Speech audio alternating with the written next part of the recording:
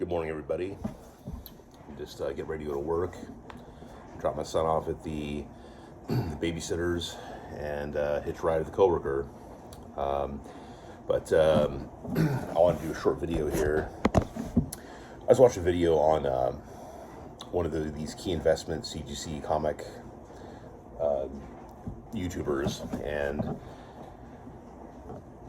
there's something I've known for a while about the CGC experience or bubble or whatever you want to call it. I've known about it since pretty much almost day one. I just haven't, I don't have a single slab, okay? And I don't have a single, I haven't sent any books in yet to be cleaned and pressed and graded. I'm going to. There's some books that I know are still worth some money, but, I actually need to double check my Young Avengers #1 to see what the value is on that. You see, I had the first appearance of several characters that have now appeared in the MCU. The MCU determines whether these books jump up in price. Now, let's be honest. Shang-Chi was never really a top-level character. Not a bad character, but never top level. And then, of course, the actor that plays the character says, I'm not going to sign any of those comics because they're racist. They're racist depictions. Okay, so when the actor, who's not an A-list actor, stars in a movie, which is not an A-list movie in my opinion. It is good, but it wasn't great. It was good though. But when he craps on the comics that created the movie, it creates a bad taste in the mouth of collectors. Now, you have a lot of dumb collectors. They're saying, oh, I want to get Incredible Hulk 181, and I want to get Hugh Jackman to sign it. It's like, I keep telling these idiots on the CGC Facebook group, I'm like, why would you do that? He had nothing to do with the character until like 25 years later. 26 years later. Like, he wasn't even, those movies didn't even exist until decades after the character was created. I mean, he had no part of the creation of the character. He didn't go back in time like in the movie to 1973 and then somehow magically be behind the scenes and help create the character of Wolverine. Okay? None of that happened. So, to have Hugh Jackman sign it is stupid. It's kind of like getting Amazing Fantasy 15 and saying, I want to get Tobey Maguire to sign it. And Andrew Garfield, and Tom Holland. Stupid. But you have people out there who are like that, who are stupid, and who think that somehow that's going to make the comic more valuable. I'm one of those guys who does not want a whole bunch of signature books. Okay, one, I sold off most of my collection. I sold off 12 and a half long boxes. I've got a chest full of the remaining leftover of my 16 long boxes.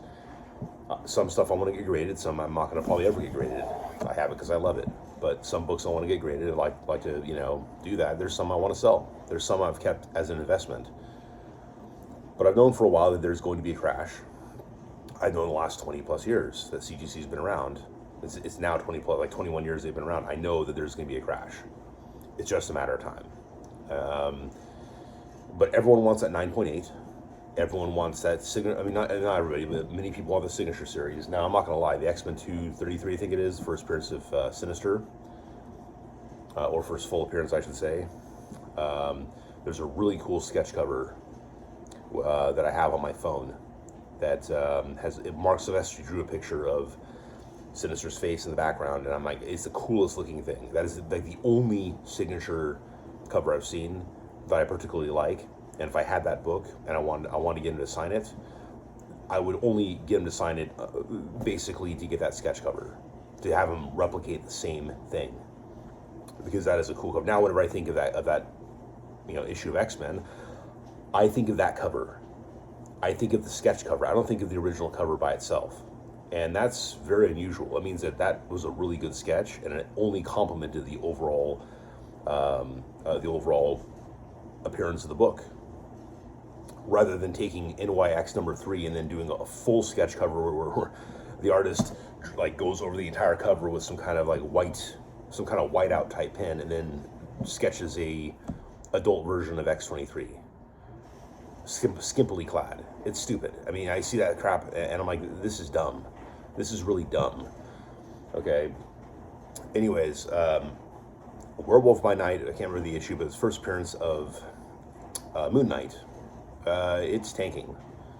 These books are losing like 50, 60, sometimes even 80% of their value. And that's a warning to all you comic fans out there who are, or I'm sorry, not you fans, you speculators. See, I'm a fan, and I want to get some of my books graded. I want to get some of my books graded to keep, and I want to get some graded so I can sell them, and so I can justify having graded my own personal stash at the same time. But I know, I know that it's going to crash. Now I go on eBay, and I know that coverprice.com or whatever. There's a couple different CGC related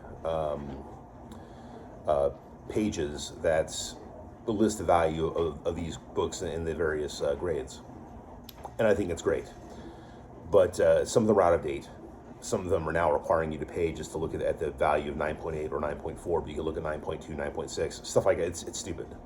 I mean, I get it. They got to make some money, but the way they're doing it isn't great. And the updated version for pay members, from everything I'm hearing, is not that great. So it may not be cover price as bad as it could be the other one. I need to double check, but so please don't quote me entirely. Allegedly. Okay, that's how I avoid lawsuits, right? So, like I said, I'll double check. But yeah, I mean, it's disturbing when I see that some of these books, lower in value. I had X-Force #2, the second appearance of Deadpool, but I let it go with my collection. I let a whole bunch of books go with my collection for really cheap, because the book is probably not a 9.8. And at the time as a 9.6, it would have been probably like $70 or $80 maybe. It's like the 9.8 is now like $77. Like that tanked in price.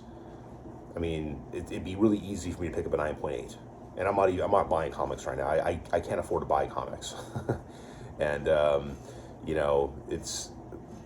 probably going to put some books on my credit card to get cleaned and pressed, and then graded, just so I can resell those ones, so I can then get other ones graded and not have to struggle. I can pay myself back for money spent. At least that's kind of the thought process. But now I'm going I don't know. I mean, is Young Avengers #1 going to retain its $1,000 value? Maybe not. It may have already tanked by a couple $100. A couple $100 is still not bad. I'm absolutely certain mine is a 9.8.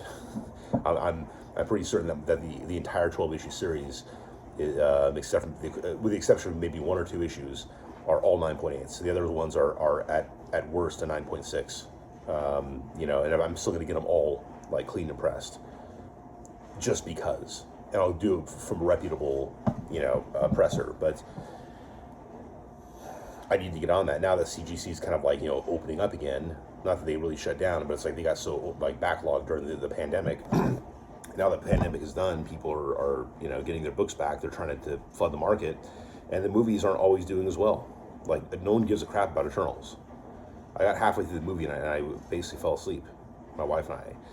And I didn't even get to see the gay kissing scene, which I definitely don't want to see, and that's why I'm not watching it with the kids. So, I'm sorry. I don't want them to throw in any woke crap into my fantasy films. So, yeah. There's some annoying stuff. The first appearance of Jane Foster Thor, I hate to even use that term, that's going to go up probably, and then it's going to tank. The first appearance of Thordis, that's more correct. The What If comic that had Jane Foster become have the power of Thor, but she was called Thordis, which is what she should be in the comics now. That's starting to go up, but we're going to see, because all that stuff's going to probably eventually tank as well. If the movie does extremely well, then it may maintain value for a while, but it's still going to lower in value. It's not like if this is X-Men #1 in 9.8 condition, So, anyways. Just a warning for you fellow collectors, and especially those who are interested in speculating, because it may be a good time to buy. Okay, if you want that X-Force #2 for $77 at 9.8, I mean, you might find it. The problem is people on eBay are still making money off their stuff, right? I mean, which is good, but at the same time, I've bid on a few things recently and totally got outbid. I have a limit to how much I'm going to bid, because I don't want my wife to get pissed off at me, and when she finds out I bid on something. I haven't won anything on eBay, in the recent months. I've been kind of looking and sort of lightly bidding. I've been letting myself get outbid on a lot of things, because I just, unless I can get it for cheap enough, I'm not gonna spend money. I don't want the stink eye from my wife, right? But she'll probably watch this video later and then So yeah, baby, I haven't bought anything, but so yeah, that's what's going on. I give myself a limit on certain books, even books that I know would be worth it in the final price that they sold for, but I just have a limit because I know there's gonna be a crash. Like the Neil Adams stuff is definitely going up right now, but that's also gonna probably tank. The signature stuff might retain value, but the stuff that is not signature, it's not going to retain the super high value that it has, or that it's getting, but it's still going to retain a lot of value because there's some really good books that have always been fan favorites. So, anyways, guys, I'll let you go. I need to take my son to the babysitter. I need to go to work, and but I'll catch you guys later. Let me know what you guys think in the comment section, and I will chat with you guys later.